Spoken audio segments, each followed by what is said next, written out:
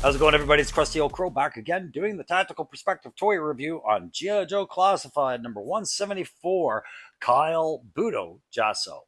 I've been looking forward to this one. I'm late to the game because, life will throw things at you, and you got to slow down every now and then and deal with them.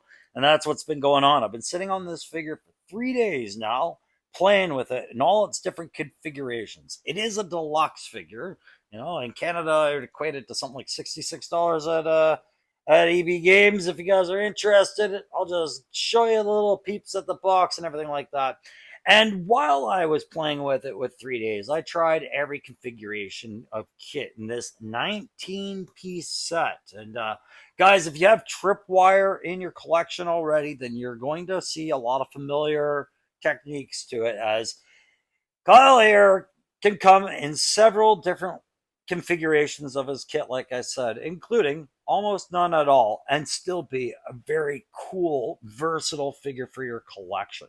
But this is the Tactical Perspective, guys, and I have a process. And that process is going to be me taking out the old 1982 to 94 line file card for Budo here, giving that a read and a refamiliarization, reintroducing us to that character and where he fell in originally when he joined the Joes.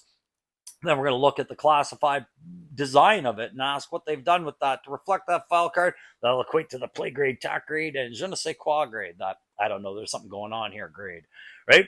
I'm going to do all that, and I'll talk to you about all these different configurations that it comes with, because I have some real positive things to say about this figure, and then I've got some questionable things to say about it.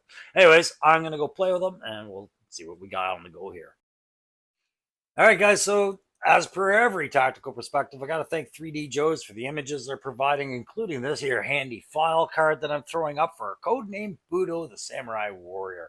This is what I'm going to use as a reference, as if this is a logical figure or not from what they've written out here. So, Budo, Samurai Warrior, file name Jesso Kyle A. Service number, not going to read it to you. Primary military specialty, infantry. That's going to be important later.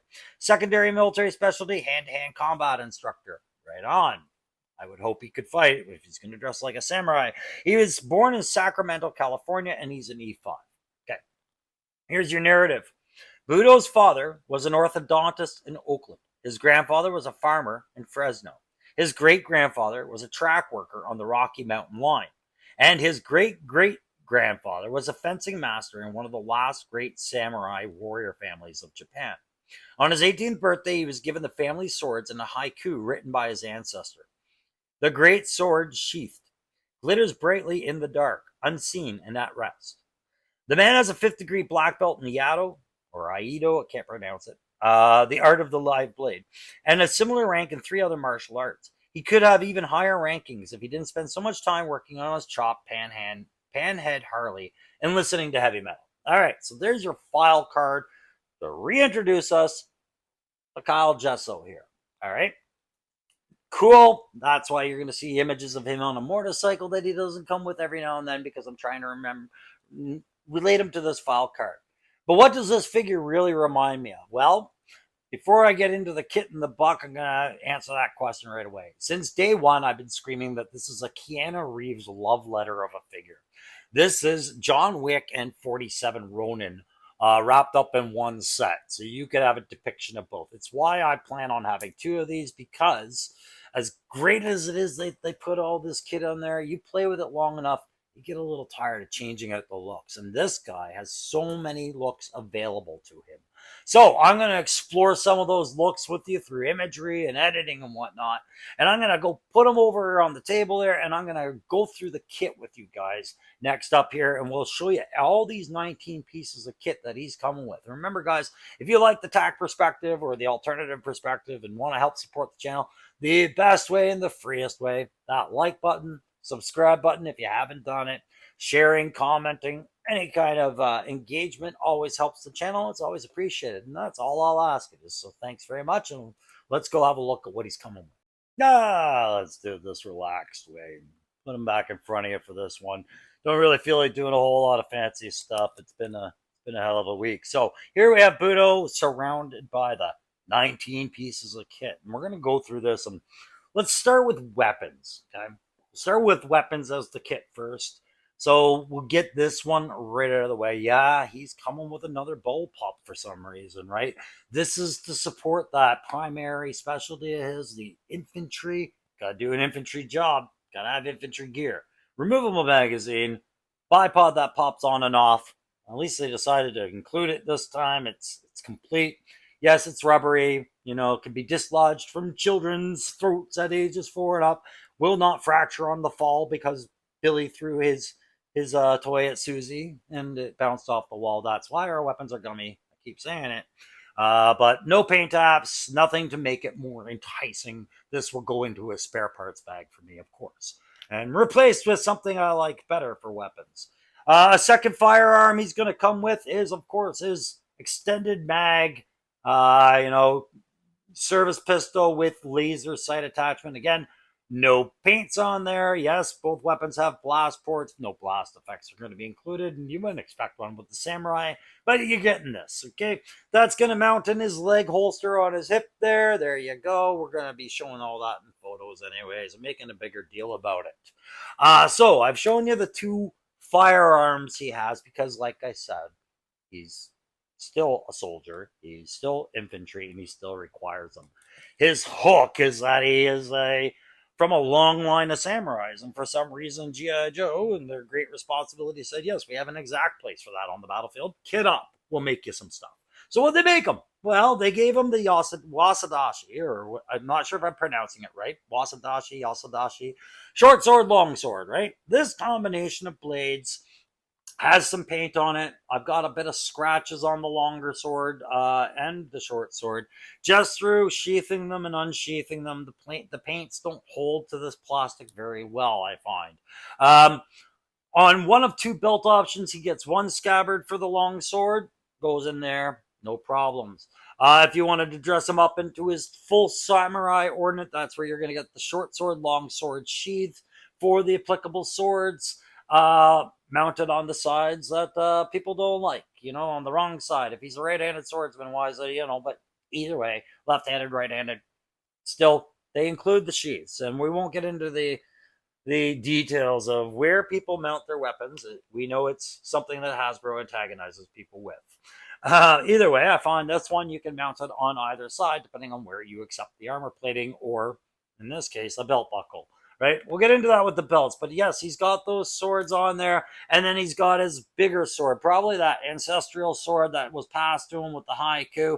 Same issue with paint. Paint peels off these things in and out of scabbards. The paint isn't holding well to the gummy material. This one does look like a new sword, I think. I wasn't sure if this is the same one you get with the blue or red ninjas, but nonetheless, big long curve on it. Fits into the big long, you would think bamboo, but it's not scabbard. I wasn't really happy with this scabbard because I felt like with all the ordnance paint that they gave the armor, this deserved the same treatment because it would be a part of the armor kit using the same materials they built his armor out of. They would have built him a scabbard for his ceremonial sword, or his samurai sword, I should say. But what they did do is they gave you rope to sling it with, some nice tied feature on there. Didn't hit it with any color, just made sure that they hit the color of the rope onto the scabbard black part. And it's pin mounted, meaning that if it pops out, that's not the end of the world. You didn't break it. You just have to put it back in its pinhole recess. I appreciate that because as you build up kit on this guy, take it on and off, you know, you're popping mushrooms in and out of their holes all the time. Gets a bit frustrating, but it's better than breaking things because the tension was too much. So we've got our three swords total and our two firearms. That's it for weapons. Let's get into helmets for a second. You have your traditional Budo helmet from back in the day, right? Thanks again to 3D Joes for providing images of Budo like this in the comics that I pull up off the internet to give you the sight of why this helmet was included and what they've done to it, right? They've hit it with some silver paint to express armor. They've given it a tactical patch for batteries and comms in the back part with this brown leather as I drop it. But there's red padding that matches the armor's main color, that oxblood red padding under that. And then, you know, the family iconography has worked into his helm. He's got a little microphone and a chin strap on there, and it fits with a basically a fitting piece right here to sit on the back of his head like that, so it doesn't rock and seat poorly. So a really well fitted helmet with the appropriate apps. I like it better than I thought I would. I thought I would like this helmet way more than I thought. But this helmet is okay, but I've already had a problem wherein a piece of it has fallen off and I haven't been able to find it. It is the little green tassel that comes off a piece of leaf. I have it in the photos, but when I was gathering up kit earlier, I didn't notice it had fallen off. So hopefully that'll show up on the carpet somewhere and I'll be able to recover it no problems. But yes, this Oni mask, the red Oni with the silver teeth on there. We've seen designs like this before worked into head sculpts with Quick Kick and the ninja sets for the blue and red. So it's cool that they brought out the samurai to fight them with the same kind of Oni expressions. Silver and red paint hits on this and not much more. And I will tell you, probably how that little green thing fell out was because I've had a real difficult time forming this helmet over his head the way that they wanted it to, because the chin has to sit perfectly underneath the chin here, which is a hard work with that top knot, or else you can't make out his eyes in this mask. They just sit just a little too off to be seen with the eyes. So this mask wasn't as functional as I hoped, but very functional, just, problematic. So we brought those two masks into it. So let's get into another feature of kit, which is the armor. So like I said, guys, I've got another Budo on the way, so I'm not going to lose my mind over that little leaf, but it is annoying, hard to find. Oh well, let's get into the armor plating, because this goes with the different looks of Budo has. I said 47 Ronin. You could also compare him to Last Samurai, Tom Cruise, whatever, but I definitely feel 47 Ronin meeting John Wick here. So I'm going to go kind of right into the full samurai, right? So full samurai mask. Too, we could add a bamboo cloak, which, would take him back to ancient times. I thought that was a neat add. I didn't need it. I don't really plan on using it with my character, but I think it's a cool ad that they threw that in there. You could also accessorize him, under the armor with this scarf. But once the traditional armor is on there, that's not going to go on there. You're going to want to replace that scarf with this neck gaiter that protects his throat in the open armor form, which is this. This is his big open armor plate. And like I said, if you're familiar with maybe Tripwire, if you were fortunate enough to have them in that collection, those mushroom post side clamps are something you're very familiar with, right? And you will have to work those on, and they go in easy enough. They might pop out as you start manipulating his torso the ways that you want, because I don't know, guys, maybe samurais should seem flexible when they're fighting. So yeah, it might be a little frustrating sometimes to see it pop off here and there. Oh well, you'll get used to it. It is a really cool vest with the bamboo print designs, probably modern materials and not bamboo, but they kept the colors on there. There's that family crest they wanted you to pay attention to, and some really nice ornate details. You can see steel painted in under the shoulder bamboo. All that's good. And then, like I said, you have that open collar at the top. I don't think he'll go in with his head in there. Open collar at the top, for which you're going to want to put that neck gaiter over it like this, to kind of plug up that armor effect on the heavier armor, right? While you're doing the heavier armor, and once you got all that sealed up, you can add this here armored skirt to them for sure, which just has a single post in the back you do up, right? And I have tried it on the front and the sides just to get these scabbards in different positions. They do have a little bit of shift and tilt, but not a whole lot. And that is his more traditional ceremonial armor. If you wanted to reduce his armor, not wear that particular one, you would lose two of the scabbards for the Wasadashi, but you would retain one for his long sword, or medium sword, I guess it would be by comparison there. And this has another button stamp clip that I find is a little bit more difficult, just because of how it's shaped. It is very narrow and it's close to his hips as it is his belt, right? But that's your most flexible belt option by comparison to the two for dramatic posing. It's how you want them, right? Scabbard. His holster, I haven't taken it off, and I've put it on his left leg because I figure he's a left-handed shooter, because his right hand would be his sword hand, dominant sword hand, right? And if you look at his hands, They basically didn't give him trigger fingers. What they gave him was holding hands with a bit of a slit. So you had your choice to pull this finger out and put it in the trigger guard.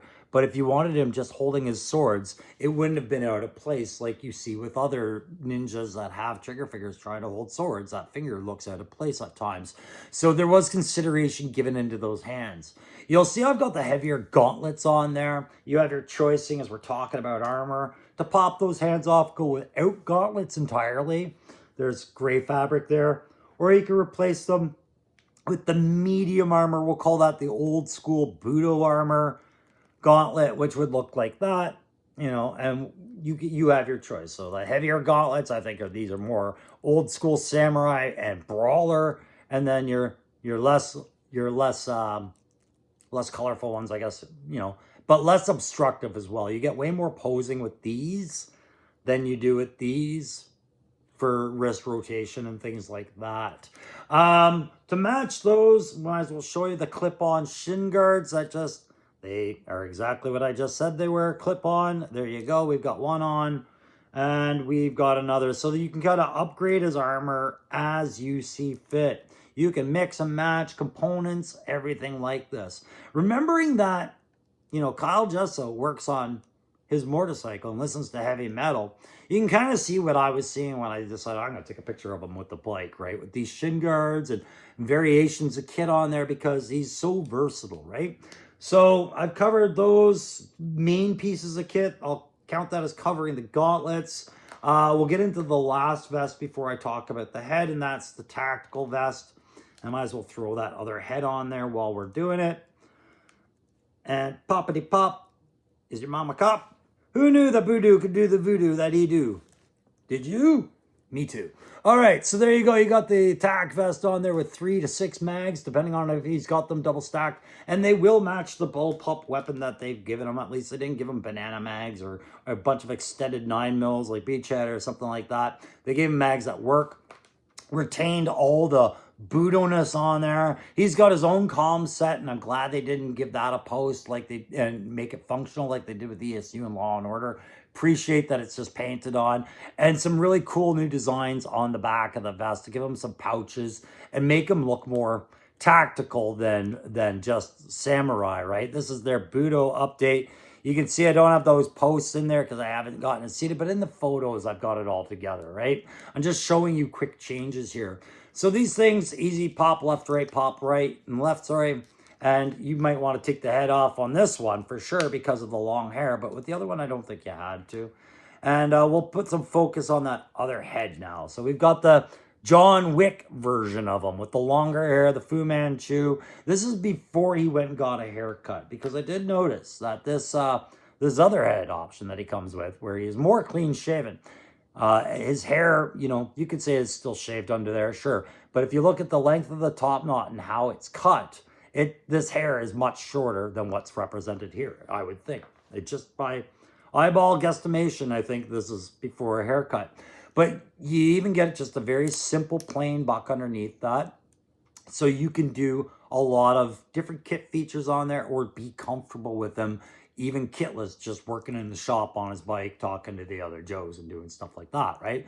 So overall, 19 pieces of kit each lends just a little bit more and more difference in dynamics to the character as you go. So essentially you get 3 or 4 different characters out of a single Budo kit, which is why I wanted to. Anyways, I think that's really stellar. For 19 pieces of kit, yeah, I paid for all of them. How much reuse was here, I can't really say besides the bullpup and the pistol. Maybe the swords were reuse. I don't care because I live in an era where if I don't like something, I have so much going on in my collection between these characters and other lines that I just replace kit as I see fit. I kind of just look at Hasbro as give me what I'm getting here, and I'll add to it as I see fit. That's the contentment of my collecting. It doesn't work for everybody. I understand that. But for $66, 99 pieces of kit, that's Canadian pricing, I think it's really worth it. So let's get into the grading.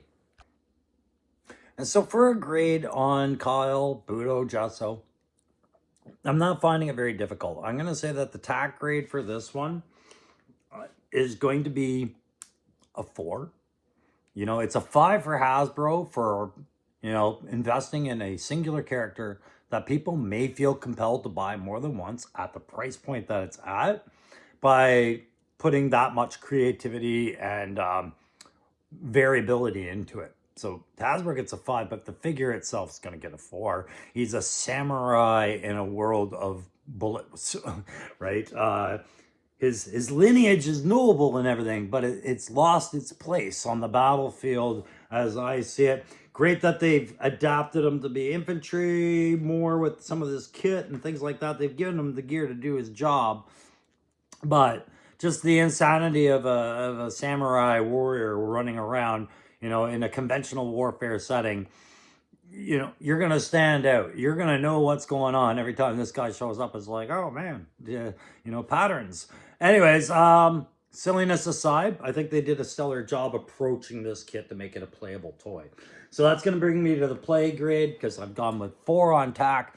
I'll go with 5 on play, but it's a reductive 5, meaning that 5 goes away real quick and you start getting tired of playing with it. Only in that playing with this amount of kit and constantly trying to get these little pops to go in when you're fitting the kit on, the mushroom pops to get the belts to stay on, to get the vests to stay on.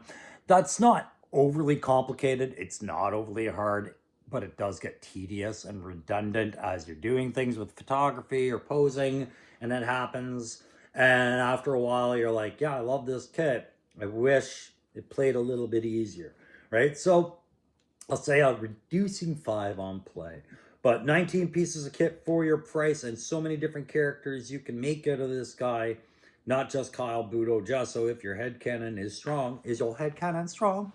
You can do whoever you want and have multiple figures. I figure I got 2 figures for 1 on this. So yeah, that's a fine play. And the je ne sais quoi is where we're going to give them another 5, because just the things they did to modernize this guy falls in line with the same discussions we've had with Raptor, with Crystal Ball, with Cobra Law stuff. It's not stuff we expected to be great. We were prepared not to like it because maybe we had an impression of it in its first iteration between 82 and 94. But Classified keeps killing it with the characters that should be their weakest end up being their strongest. Budo's no exception to that. So guys, hit me up in the comments. Let me know. Do you agree with that grade? 455. Did you get Budo? Did you get more than one? Are you? What are your biggest likes and concerns about this one? Hit me up. I have way more I could have said about this guy. Lots of ideas and concepts, but he's been out for a little while now. He's available at my local EB Games GameStop. And I know that the mail orders are all coming in on them. Hope you guys have some time to enjoy them. You know, don't forget to let me know what you thought of him, because I think he might be figure of the year in a lot of people's books. I'm going to decide that myself very soon, where he stands on that. But very impressive. So thanks very much for joining me on this one. Crusty Old Crow, Tactical Perspective. We're all done here. See ya.